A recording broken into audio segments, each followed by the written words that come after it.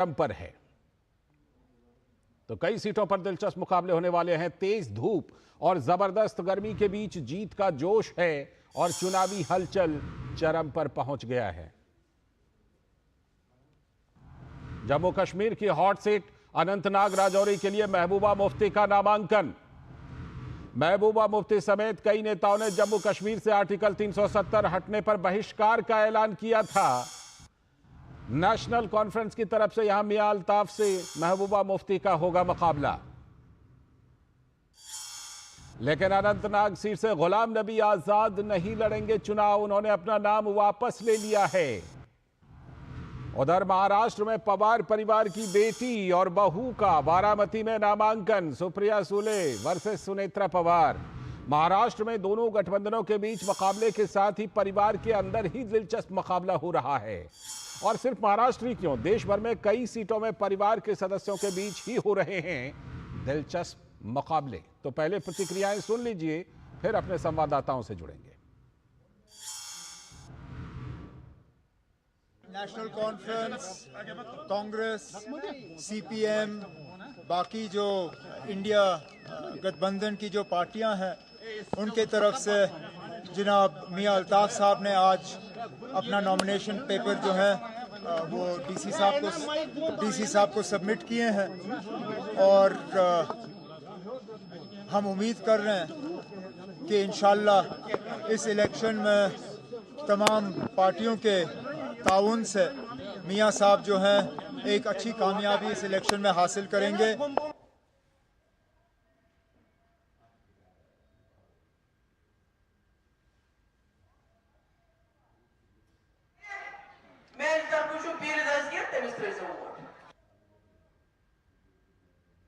मेरा मेरिट देख के बारामती की माई बाप जनता जरूर मेरे साथ खड़ी रहेगी, ऐसा मेरा विश्वास है।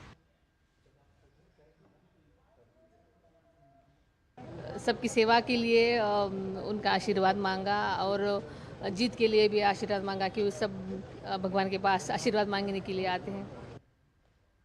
सीधे लिए चलते हैं केरल के पलक्कड़, जहां पर राहुल गांधी इस समय चुनाव प्रचार कर रहे हैं।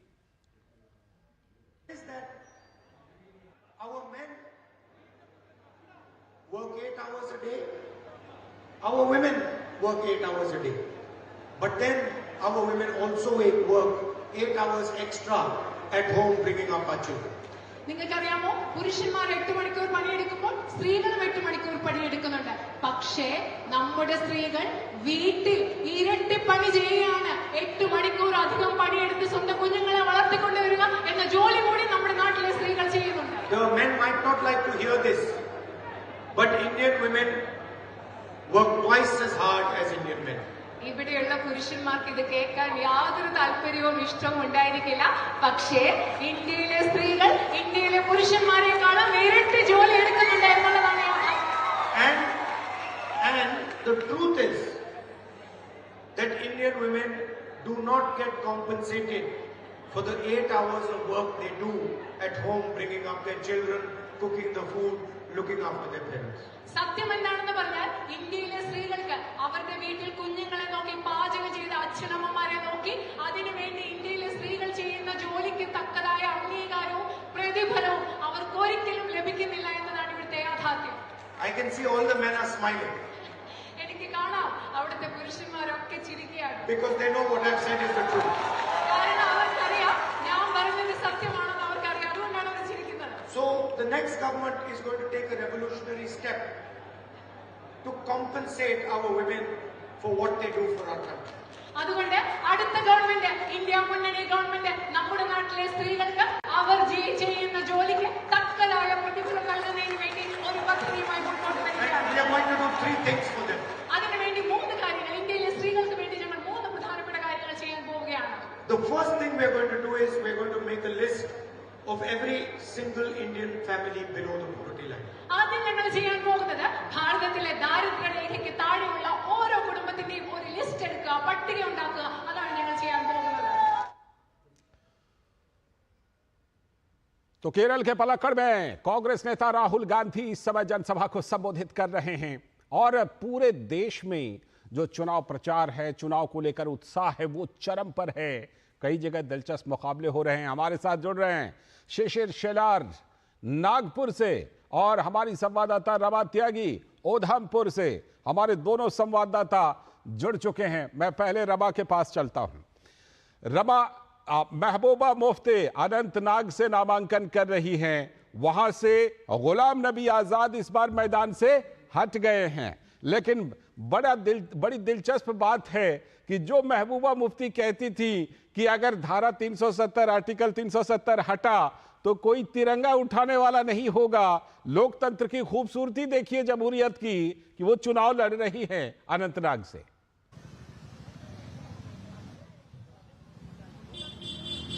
बिल्कुल, आपको यही जो दोहरा चरित्र है, यही दिलचस्पी का केंद्र है इस वक्त लालचंद्र जी। महबूबा मुफ्ती जो कि कहती थी 370 अगर हट जाता है तो हम चुनाव नहीं लड़ेंगे, अगर 370 हट जाता है तो यहाँ पर देश का झंडा उठाने वाला कोई नहीं रहेगा। तमाम जो विरोधी बातें उन्होंने लोकतंत्र के विरोध में कही थी, अब उन्हीं को करते हुए, और केवल इसी में ही नहीं, महबूबा मुफ्ती पहले पीएजीडी का हिस्सा थी, वो जो है वो कामयाब नहीं हो पाया। उसके बाद इंडिया अलायंस का वो हिस्सा बनी और जम्मू कश्मीर में सारी सीटों पर उन्होंने चुनाव लड़ने का फैसला किया, तो अब वो उस पर भी कायम नहीं रही।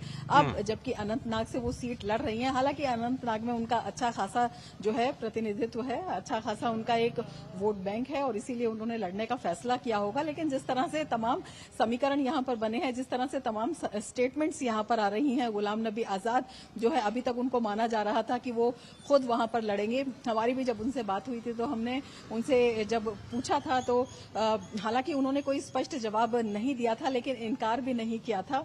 और इसके साथ ही नेशनल कॉन्फ्रेंस ने जो अलायंस के साथ कैंडिडेट उतारा है उसका भी अच्छा खासा वहां पर जनाधार है। हालांकि गुलाम नबी आजाद की पार्टी ने सलीम परे को उतारा है जो कि एडवोकेट हैं पेशे से, और वो पहले वहां पर जो नेशनल कॉन्फ्रेंस थे वहां उसमें थे और अब आकर उन्होंने गुलाम नबी आजाद की पार्टी ज्वाइन की है।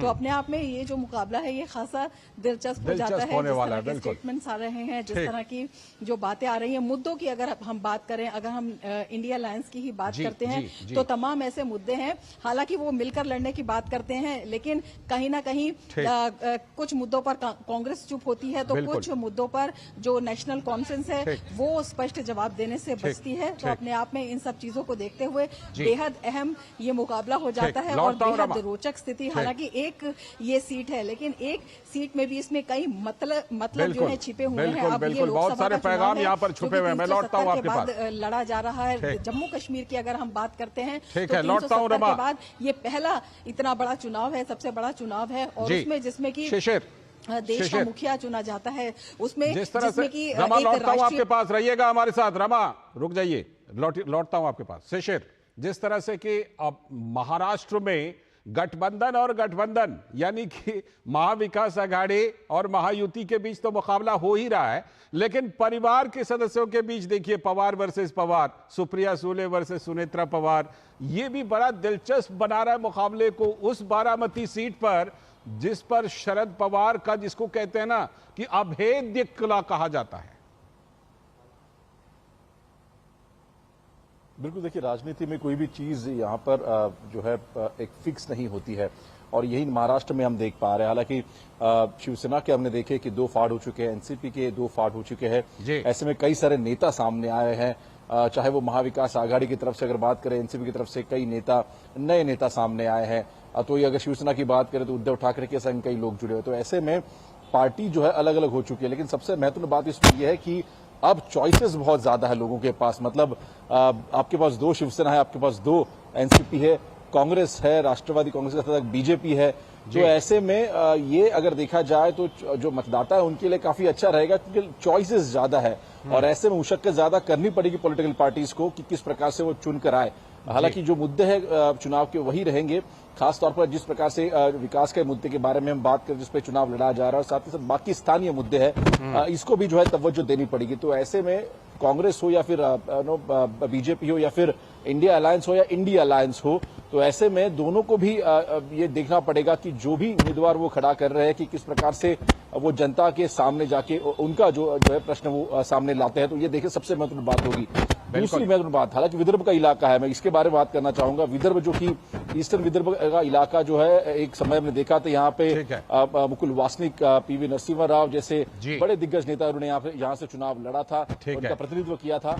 इस बार अगर देखा जाए तो स्थिति पिछले 10 सालों में बदल चुकी है। अब बिल्कुल। कांग्रेस का एक स्ट्रांग होल्ड बन चुका है। जी। तो विदर्भ अब की सीट जो है, 5 सीटें अब कौन मारेगा ये देखना होगा। बिल्कुल, और महाराष्ट्र पर तो इस बार सभी की बिल्कुल खास नजर है कि महाराष्ट्र से क्या कुछ नतीजा आता है, क्योंकि महाराष्ट्र उन राज्यों में है जहां पर यह लग रहा है कि दोनों गठबंधनों के बीच अच्छा मुकाबला देखने को मिल सकता है। बहुत बहुत शुक्रिया शिशिर जुड़ने के लिए, और रमा आपका भी जम्मू कश्मीर के उधमपुर से जुड़ने के लिए। अभी वक्त है एक ब्रेक का, और ब्रेक के बाद जब लौटेंगे तब करेंगे आज की खास चर्चा की इस बार के लोकसभा चुनाव में अपने अपने वादे हैं, दावे हैं, गारंटी है, लेकिन बड़ा सवाल यही कि किसकी गारंटी पर मतदाता और लोग भरोसा करेंगे। इसी पर आज की खास चर्चा करेंगे। बने रहिए डीडी न्यूज के साथ। Delivery boy has picked your order. अरे भाई पता है भूख लगी है। 30 मिनट का मैसेज नोटिफिकेशन आया था ना। मैसेज के सारे थोड़ी बैठ सकते हैं। कल आपने कुछ शेयर्स बेचे थे ना? हाँ, तो चेक किया? मैसेज आया तो था। सिर्फ मैसेज काफी नहीं है। आप शेयर मार्केट में कोई भी ट्रांजैक्शन करते हैं ना, तो स्टॉक एक्सचेंज से आए एसएमएस या ईमेल को अपने डीमैट अकाउंट और बैंक स्टेटमेंट के साथ भी टैली कीजिए। बेटा भूख में ना दिमाग बंद हो जाता है। समझ कर इन्वेस्ट कर। यकीन है खुद पर है नाज। सुनती हूँ अपने मन की आवाज। कभी शर्मीली तो कभी हूँ जाबाज। रुकना मेरी आदत नहीं, थमना मेरी चाहत नहीं। मैं हूँ नारी, यही मेरा अंदाज। हर जिम्मेदारी मैं बखूबी निभाती हूँ। वोट दे, प्राउड वोटर कहलाऊंगी। पूरे देश संग चुनाव का पर्व मनाऊंगी।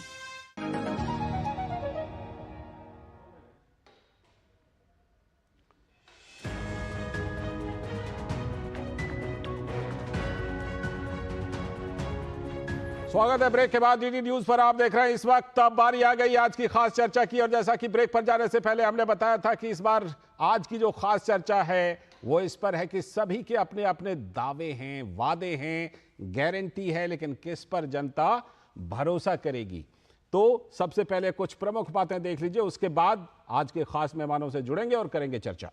तो लोकसभा चुनाव 2024 के पहले चरण के मतदान के लिए प्रचार प्रसार का शोर थम गया है।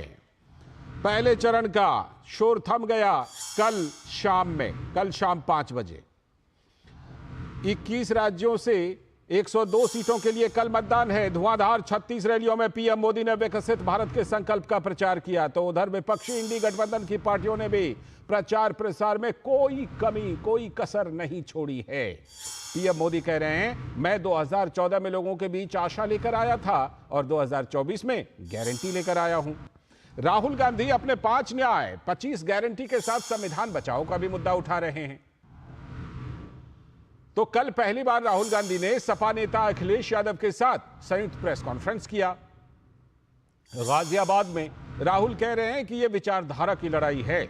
एक ओर आरएसएस बीजेपी संविधान को खत्म करने की कोशिश में है, तो वहीं दूसरी ओर इंडी गठबंधन लोकतंत्र की रक्षा करने के लिए चुनाव लड़ रहा है।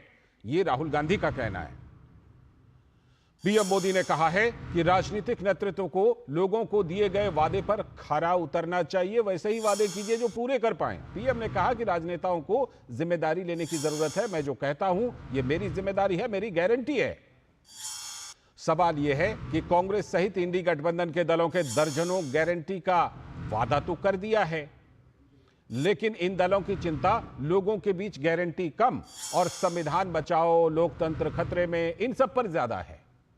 और सवाल यह भी है कि इस दौर में कांग्रेस गठबंधन के साथ कमजोर हुई या फिर मजबूत। पहली बार कांग्रेस ने अब तक सबसे कम सिर्फ 278 उम्मीदवार ही उतारे हैं। 300 से भी कम देखिए, 278, जबकि बीजेपी अब तक 428 उम्मीदवार तो उतार चुकी है। पीएम मोदी 50 रोड शो और रैलियां भी कर चुके हैं और लगातार कर ही रहे हैं। 2019 में भी कांग्रेस ने एक रणनीति के तहत मोदी के खिलाफ एंटी इनकम्बेंसी को मुद्दा बनाया था। लेकिन मुद्दा चला नहीं था। कांग्रेस पार्टी लोगों को देश में बढ़ती महंगाई और बेरोजगारी की याद दिला रही है, लेकिन लोगों के सामने नेतृत्व भी तो एक बड़ा सवाल है कि समस्या का हल आखिर कर कौन सकता है। तो लोग चेहरे को भी देख रहे हैं और बड़ा मुद्दा है।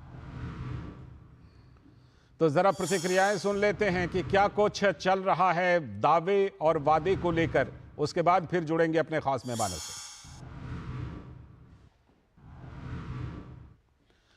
तो कांग्रेस नेता राहुल गांधी ने कहा है कि आरएसएस और बीजेपी संविधान और लोकतांत्रिक सिस्टम को खत्म करना चाहते हैं। सुनिए उनकी बात। ऐसा पहली बार है जब किसी पार्टी के संकल्प पत्र को गारंटी कार्ड बोला जा रहा है, क्योंकि 10 वर्षों में सबने देखा है मोदी की गारंटी यानी गारंटी पूरी होने की गारंटी। आरएसएस और बीजेपी जो संविधान है, लोकतांत्रिक सिस्टम है, उसको खत्म करने की कोशिश कर रही है, और दूसरी तरफ इंडिया गठबंधन कांग्रेस पार्टी संविधान को, लोकतंत्र को डिफेंड करने की कोशिश कर रही है, उसकी रक्षा कर रही है। तो आपने प्रतिक्रियाएं सुनी। प्रधानमंत्री नरेंद्र मोदी के अपने दावे, अपनी गारंटी की बात है। दूसरी तरफ विपक्ष कहीं ना कहीं ऐसा लग रहा है कि महंगाई, बेरोजगारी, संविधान खतरे में, लोकतंत्र खतरे में, उस पर लेकर आ रहा है। उधर घोषणा पत्र में तो गारंटी की बड़ी सी लिस्ट डाल दी है, लेकिन बात जो है ना वो ज्यादा इसी पर हो रही है, लोकतंत्र खतरे में, संविधान खतरे में। आज इसी पर खास चर्चा करने के लिए हमारे साथ जुड़ रहे हैं हमारे सलाहकार संपादक विनोद मिश्र जी, साथ में हमारे साथ एसएन सिंह जो भारतीय जनता पार्टी के प्रवक्ता हैं, और हमारे साथ राकेश शेट्टी जी, कांग्रेस प्रवक्ता। बहुत बहुत स्वागत है एसएन सिंह जी, राकेश शेट्टी जी, आपका भी बहुत बहुत स्वागत है इस चर्चा में। मैं चर्चा को विस्तार देता हूं विनोद जी के जरिए। विनोद जी, हमने देखा कि भाई लंबी लंबी लिस्ट आई, 5 न्याय, 25 गारंटी और पता नहीं कितने कितने, लेकिन एक बार फिर से जब बातें होती है ना तो लगता है कि बातें एक बार फिर से वहीं पर आ गई कि भाई संविधान खतरे में, लोकतंत्र खतरे में, और दूसरी बात महंगाई है, बेरोजगारी है। वो भी अगर ठोस आंकड़ों के साथ बात हो तो बड़ी अच्छी बात है, लेकिन लगता है कि उसमें ठोस आंकड़े के बजाय नैरेटिव ज्यादा है। क्या लाल जी, जब हम कहते हैं कि लोकतंत्र का ये उत्सव है तो ये डेफिनेटली आपको अगर ग्राउंड जीरो पे जाएंगे और वहाँ जब इलेक्शन की रैलियों में आप भीड़ देखेंगे और उनका वो जिस तरह से चीयरिंग देखेंगे तो आपको लगेगा कि डेफिनेटली ये लोकतंत्र का महा उत्सव है जी। पहले फेज की बात आप कर रहे थे, तो फर्स्ट फेज के लिए जो कल से चुनाव प्रचार प्रसार बंद हुआ, शोरगुल जो है अभी थम गया है। नेताओं के अपने डोर टू डोर जो कैंपेन है लोगों के साथ संपर्क का, वो अभी भी चल रहा होगा। लेकिन सवाल इंपॉर्टेंट है कि पहले फेज के जो 102 लोकसभा सीटें 21 राज्यों में जो पहला चुनाव होने जा रहा है, उसकी अगर आप एक झलक तैयारियों का देखें तो उस तैयारियों में आप देखें कि पब्लिक पार्टिसिपेशन के साथ नेताओं का किस तरह से रहा है। अगर ये चीजें हमें समझना चाहिए कि सिर्फ पहले फेज के लिए पीएम मोदी 36 रैलियां की है, उसके अलावा इतने दर्जनों रोड शो किए हैं। जी जी। अमित शाह 23 से ज्यादा रैलियां की है, राजनाथ सिंह 12 से ज्यादा रैलियां की है जी। राहुल गांधी की भी ताबड़तोड़ रैलियां चल रही है। बिल्कुल। लेकिन इंडिया गठबंधन की बात आप कर रहे हैं तो यूपी में 80 सीट है, और उस 80 सीट पे जब हम देखते हैं तो पहली बार राहुल गांधी और अखिलेश यादव का प्रेस कॉन्फ्रेंस हुआ था। और वो भी कितना, मतलब मतदान को एक दिन पहले जब इलेक्शन प्रचार प्रसार का वहां पे यूपी में गाजियाबाद का सेकेंड फेज में। लेकिन इंपॉर्टेंट ये है कि आप पब्लिक के बीच में गठबंधन को किस रूप में ले जा रहे हैं। जो ये कहा गया था कि हम गठबंधन के सारे नेता एक कंबाइंड रैली करेंगे, कहा गया था कि एक कंबाइंड मैनिफेस्टो हम देंगे, उसके बदले में पार्टियों ने अलग अलग अपने अपने मैनिफेस्टो लेके आए। आरजेडी का अलग मैनिफेस्टो है, सपा का अलग मैनिफेस्टो है, टीएमसी ने कल ही मैनिफेस्टो जारी किया है, कांग्रेस के मैनिफेस्टो है, सीपीआई सीपीएम की अलग अलग मैनिफेस्टो है, और हर मैनिफेस्टो में दर्जनों दर्जनों गारंटी है फ्रीबी की। एक जगह दूसरी ओर आप देखें कि पीएम मोदी की गारंटी है जिसमें फ्रीबी के नाम पे कुछ नहीं है। तो एक जगह वो कॉन्फिडेंस है और वो कॉन्फिडेंस है कि हम आएंगे और उनके साथ में हम विकसित भारत का हमारा 2047 का अपना वो लक्ष्य है, संकल्प है जी। दूसरी तरफ है कि हम आएंगे और खटाखट 1 लाख रुपए आपके अकाउंट में जाएगा। बिल्कुल। तो इन सारी चीजों के बाद में अब तो जनता के दरबार में है ये चीज तय करना कि उनके लिए सुलभ क्या है, विकास का वो मॉडल या फिर खटाखट इकोनॉमी का वो मॉडल जो उनके पॉकेट में एक झटके में चला जाएगा। बिल्कुल, ये निश्चित तौर पर जनता बड़ी गंभीरता से इन चीजों पर विचार करती है। राकेश शेट्टी जी के पास आता हूं, फिर एसएन सिंह जी के पास जाऊंगा। राकेश शेट्टी जी, एक तो सबसे पहली बात कि अलग अलग घोषणा पत्र आए और घोषणा पत्रों में तो यहां तक बात है परमाणु हथियार नष्ट कर देंगे, धारा 370 को वापस ले आएंगे, पाकिस्तान के साथ बातचीत करेंगे, ऐसी ऐसी घोषणाएं हुई। और पहले दावा यह था कि हम लोगों का संयुक्त घोषणा पत्र होगा, लेकिन एक तो संयुक्त घोषणा पत्र नहीं आया, दूसरी तरफ ऐसी बातें हो रही हैं, तीसरी तरफ यह कि अगर गारंटी की बात हो रही है तो उन गारंटी को पूरे करने पर बात होनी चाहिए, तरीकों पर बात होनी चाहिए कि नहीं? देखिए, सबसे पहली बात, हमारा जो अलायंस है वो है Indian national development inclusive alliance. ठीक, इसका फुल फॉर्म होता है इंडिया। आपके पत्रकार और आपके जो ब्यूरो में लोग बैठे हैं, पहले इसी पर जवाब दे देता हूं, फिर मैं पहले इसी पर जवाब दे देता हूं। सुनिए, इंडिया अलायंस में ए का मतलब अलायंस, और जब हम अलायंस कर रहे हैं तो अलायंस शब्द को दोबारा रिपीट करें, पहली बात। दूसरी बात यह कि जब यूपीए और एनडीए होता था तो यूपीए और एनडीए बोलते थे या उपा और नडा बोलते थे? बताइए। नहीं, तो हमारा तो इंडिया अलायंस है, तो आप बीजेपी का विचार क्यों अपना रहे? आपको तो अपना दिमाग लगाकर इस मामले में आप यह भूल रहे हैं कि इस मामले में अदालत में भी ये बात गई है कि इसका इस्तेमाल हो सकता है कि नहीं। तो इलेक्ट्रल बॉन्ड पे आप अदालत में फटकारा नरेंद्र मोदी जी को और उनके सरकार को कितना इलेक्टोरल बॉन्ड पर भी बहुत चर्चा कर चुके हैं, आपके कांग्रेस से भी बहुत सारे लोग आके चर्चा कर चुके हैं, सब कुछ कर चुके हैं। जब टाइम दिया है तो मुझे बोलने दीजिए। बिल्कुल आप बोलिए, लेकिन आप जो बात कह रहे हैं ना कि इंडिया हम क्यों नहीं बोल रहे हैं, उसका कारण बताना हमारा काम है, हम बताएंगे कि क्यों नहीं बोल रहे हैं। देखिए, वही ना बीजेपी का नैरेटिव खुलेआम, ये बात अलग, इसका कोई मतलब नहीं है। मुझे लगता है आपको जो सवाल पूछा गया उस पर जवाब देना चाहिए। थोड़ा संयम रखिए, थोड़ा मेरा पूरा संयम है, बोलिए, पूरी तरह रखिए बात। जवाब दे दीजिए। देखिए, 2014 और 2019 में जब नरेंद्र मोदी जी अपना मैनिफेस्टो लेके आए जी, तो किसी ने, आज तो जो चुनाव का समय है, तब नरेंद्र मोदी जी से ये पूछना जाना चाहिए कि आपने जो जुमला दिया था 15 लाख का हो, 2 करोड़ नौकरी का हो, तो इसका क्या हुआ? उन्होंने एक बहुत अच्छा पॉइंट बोला था उस समय। उन्होंने ये कहा था कि स्विस बैंक में जिन लोगों का पैसा है, काला धन है, उसका लिस्ट सरकार के पास है, वो मैं बाहर निकालूंगा और जनता को बताऊंगा कौन लोग हैं जिनका पैसा स्विस अकाउंट में है। आज तो आपका जो एसबीआई है उसका ही लिस्ट बाहर नहीं आप लेके आ रहे, उसके लिए कोर्ट को फटकारना पड़ा। तो ये दिखाता है कि आपकी जो मानसिकता है कि आप देश के जनता को ट्रांसपेरेंसी नहीं देना चाहते, उनको नहीं दिखाना चाहते कि आपके पार्टी को किन लोगों ने चंदा दिया। दूसरा मेरा पॉइंट है कि आज 10 साल के बाद आज लोगों को, पत्रकारों को नरेंद्र मोदी जी से पूछना चाहिए कि वादाओं का क्या हुआ, क्योंकि मैं ये समझ रहा था कि प्रधानमंत्री जी वो सो स्मार्ट सिटी जहां पे वो बता रहे थे कि सो स्मार्ट सिटी हुआ है, वहां पे जाके इंटरव्यू कराए गए। ठीक है, मैं इन सवालों का जवाब जरूर लूंगा। एक और मिनट ले लूं? हाँ, एक और मिनट ले लूं? हाँ हाँ। उसके बाद जितने सांसद थे उन्होंने हर सांसद को कहा था कि एक गांव आपको दत्तक लेना है, ठीक है, और उसको एक मॉडल गांव बताना है। ठीक है, मुझे लगा प्रधानमंत्री जी उस गांव में लेके जाएंगे और दिखाएंगे कि कांग्रेस आप सांसद ग्राम योजना की बात कर रहे हैं। ठीक है, मैं एक मिनट हाँ। आपके जो विश्लेषण है, उन्होंने दोनों मैनिफेस्टो का विश्लेषण किया। उन्होंने कहा कि मोदी जी का जो मैनिफेस्टो है, यहाँ पे कोई भी फ्री बीस नहीं है।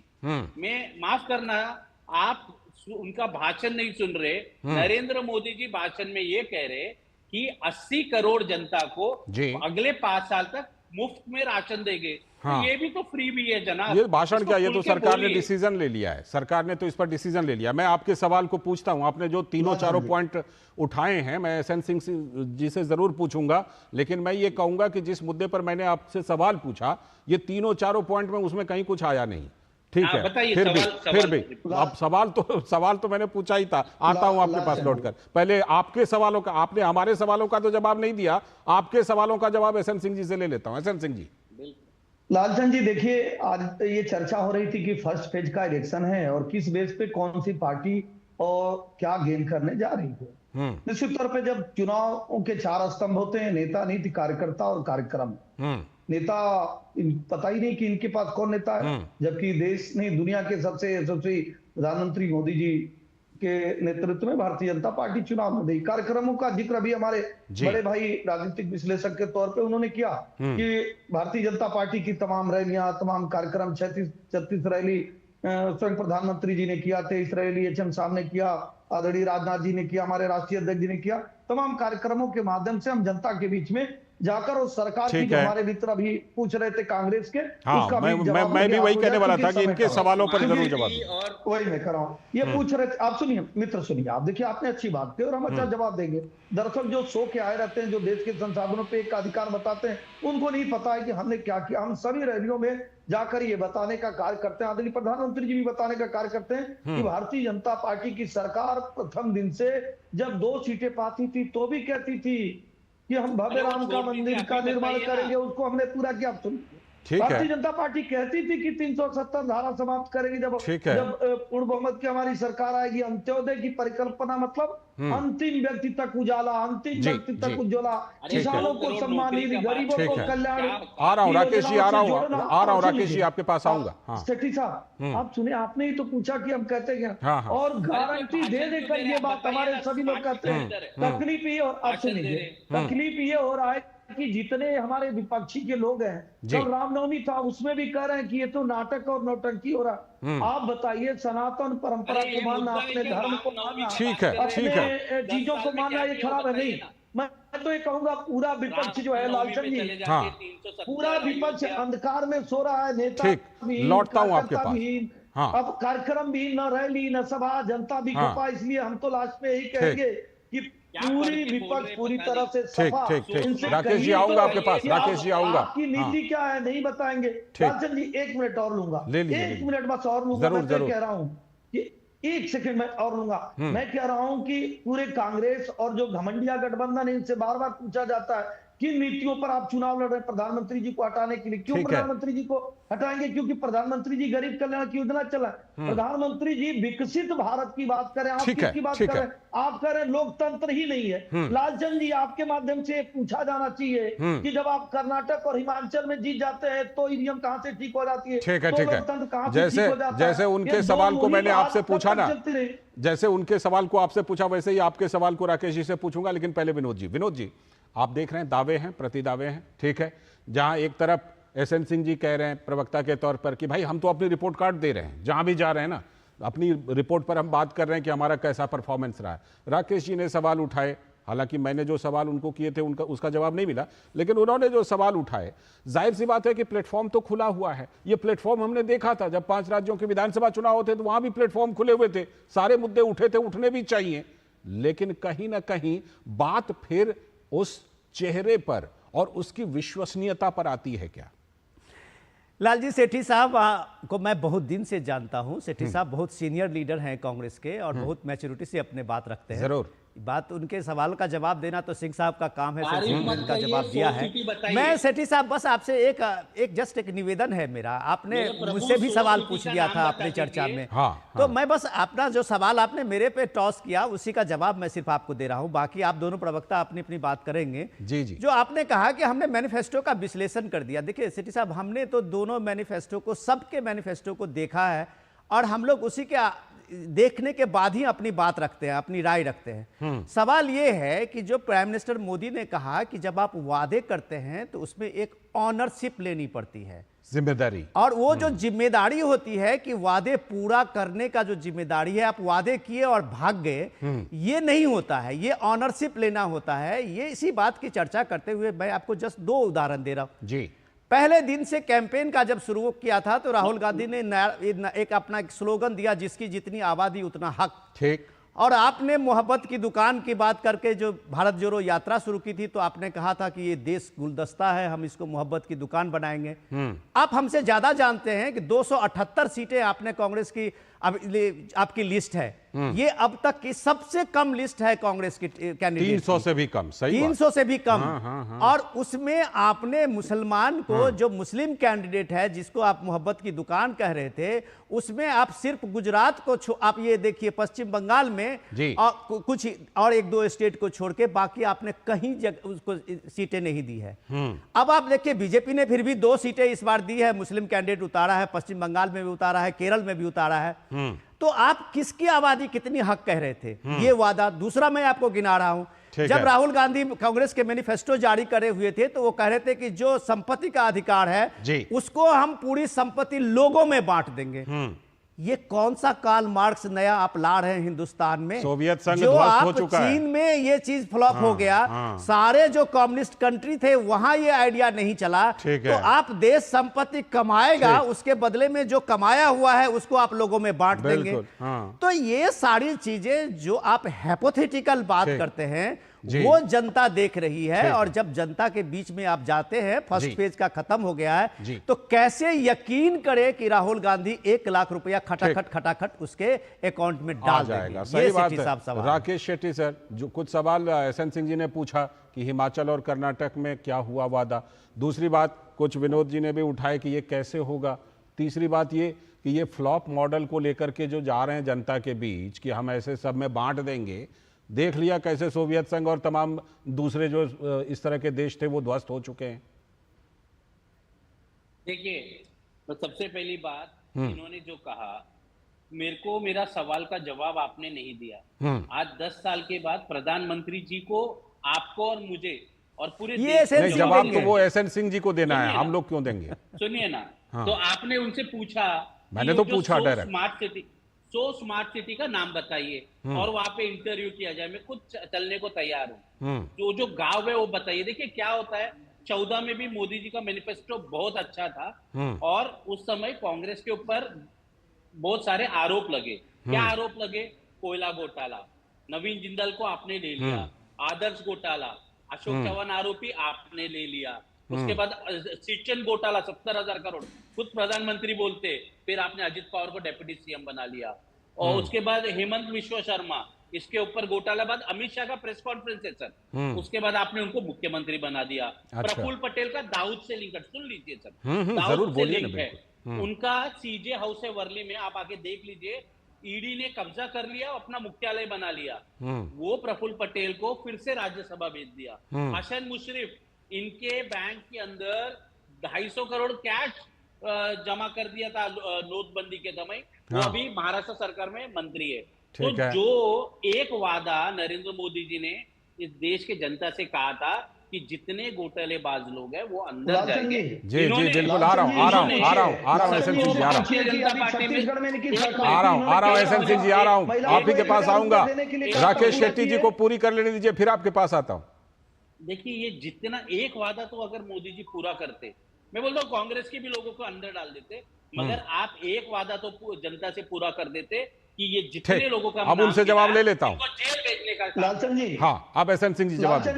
लालचंद जी, अगर इनसे तो पूछेंगे, पूरे दिन भर ऐसे बोलते रहेंगे, ये लोग ऐसे करते ही, इनसे कहिए एक वादा ऐसा पूरा हुआ जो दर्द बढ़ा रहा है। जहां आप कहते थे भगवान राम होते ही नहीं है, अब आप भी राम का नाम लेने लगे, वादा नहीं पूरा हुआ। एक एक करके राकेश जी, एक एक करके। सुनिए, अब तकलीफ आपके बीच में बोला नहीं, अब सुनिए। अब जवाब सुन लीजिए। क्या किए?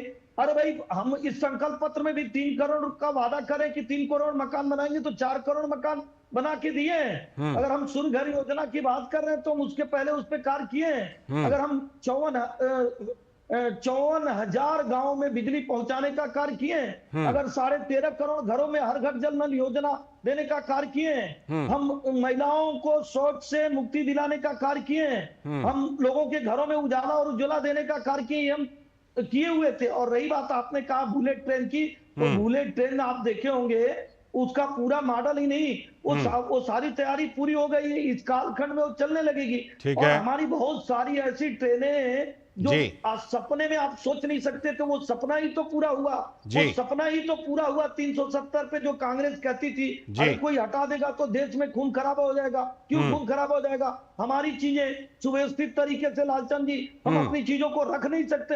ये डर और भय दिखाने का जो वातावरण है, ये समाप्ति ही तो हुआ है, पत्थरबाजी समाप्ति ही तो हुई। और लालचंद जी जो लोग घुटने टेक कर ये कहते थे कि नहीं पाकिस्तान से पहले बात करने से पहले अलगाववादियों से बात करनी होगी, हमने सीना ठोक के वो नहीं बात करके दिखाया तो कि नहीं पड़ोसी देशों से अच्छे रिश्ते रखेंगे, लेकिन कांग्रेस की तरह घुटने टेक कर नहीं रखेंगे। आज मुंबई से लेकर वडोदरा से लेकर दिल्ली तक 12 घंटे में यात्रा करते हैं। सफल तो हुआ कि देश में बड़े बड़े कॉरिडोर बने, रेल आज देश में चल रही है, सफल तो हुआ। आपको नहीं दिखाई दे रहा है तो आइए देखिए, जिस मेरठ में जाने में 6 घंटे 8 घंटे दिन गुजर जाते थे, 2 घंटे में दिल्ली से मेरठ लोग पहुंचते हैं। ये चीजें तो ठीक है, ये तो लोग भी अनुभव कर रहे हैं। सारी चीजें भारतीय हाँ, मैं आऊंगा नहीं किया।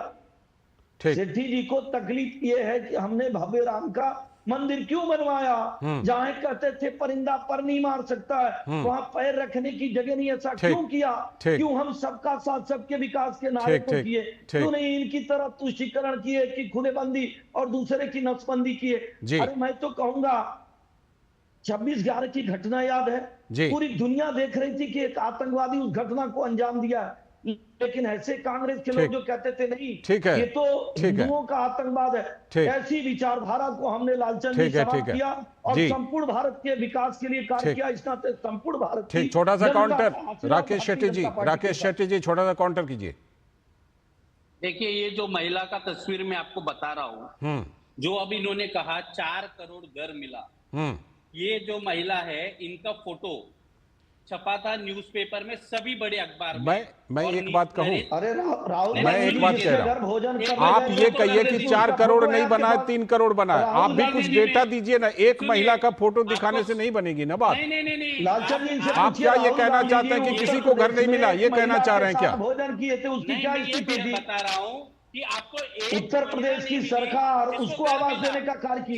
ठीक है, चलिए विनोद जी को मुझे चर्चा में ला दीजिए। आप दोनों के पास आता हूँ विनोद जी। कभी पता की है? सेठी साहब, विनोद जी, ये उसको तो कर देते। विनोद जी, सेठी साहब, हमारे लिए इम्पोर्टेंट आज ये है कि कल चुनाव है और कल के चुनाव के विचारधारा अपने आप बदल जाएगी। आता हूँ आप दोनों। विनोद जी को पहले साहब, हम लोग का बस ये था, अब आज की चर्चा में हम लोगों ने ये कहा था कि जो वादे का ऑनरशिप है वो लेना पड़ेगा। आप ऑनरशिप आपको लेना पड़ेगा। ठीक है, आप जब चीज लोगों के सामने में लेके जाते हैं तो वो आपको आज के जो मतदाता हैं वो आपसे सवाल पूछते हैं कि ये पैसा आएगा कहां से।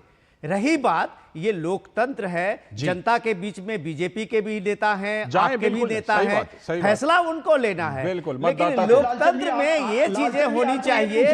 ऑनरशिप का ये इंपॉर्टेंट है कि किसी को ये नहीं लगे कि आप एक परसेप्शन बना रहे हैं, सिर्फ जो चुनाव में सिर्फ अपना एक प्रेजेंस दिखा रहे हैं और ये प्रेजेंस दिखा के आप चुनाव जीतना चाह रहे हैं, ऐसा शायद अब के दौर में नहीं होगा। एसएम सिंह जी, आप कुछ 10 सेकंड में कहना चाहते हैं? 10 सेकंड। लालचंद जी, मैं कह रहा हूं आज इस बात की चर्चा हो रही थी कि यूपी की 80 सीटों में से भारतीय जनता पार्टी कितनी पा रही। हम कह रहे हैं ना कि हम 80 में 80 ठीक है, हमें विश्वास है, दावे लेकर जाइए। बिहार में 40 में से 39, ठीक है, हम पिछली बार पाए थे 40 में 40 पा रहे हैं। ये चलिए, अपने वादे अपने दावे लेकर जाइए जरूर। जनता और मतदाता को फैसला करने दीजिए। बहुत बहुत शुक्रिया एसएम सिंह जी जुड़ने के लिए, राकेश शेट्टी जी आपका भी जुड़ने के लिए और विनोद जी आपका भी इस चर्चा में हिस्सा लेने के लिए बहुत बहुत शुक्रिया।